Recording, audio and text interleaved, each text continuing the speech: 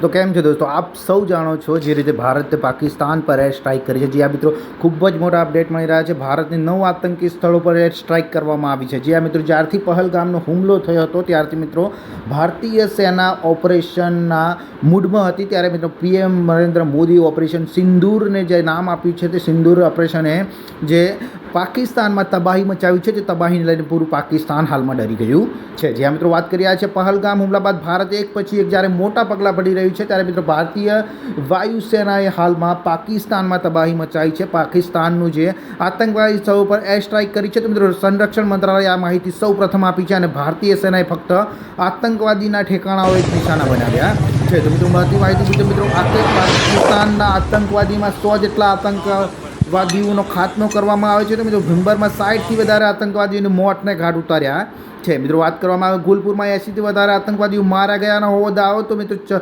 ચક અમરુમાં પણ 80થી વધારે આતંકવાદીઓ માર્યા ગયા તેવો પણ દાવો હાલમાં જ્યારે કરવામાં આવી રહ્યો છે. મિત્રો હાલમાં પાકિસ્તાનમાં જ્યારે સર્જિકલ સ્ટ્રાઇક ભારત દ્વારા ઓપરેશન સિંદૂરને જ્યારે પાર પાડવામાં આવી છે ત્યારે મિત્રો હવે તેને લઈને પાકિસ્તાનના પીએમમાં ડર જોવાઈ રહ્યો છે, પાકિસ્તાનની જનતામાં ડર જોવાઈ રહ્યો છે અને ભારતની આ સ્ટ્રાઇકથી સમગ્ર ભારતની વાયુસેના તેમજ મિત્રો ભારતીય નાગરિકોનું હાલ જે કહેવાય ને કે સર ઊંચું થઈ ગયું છે. ત્યારે મિત્રો તમારું શું કહેવું છે આ બાબતે ચોક્કસ કોમેન્ટમાં જણાવજો.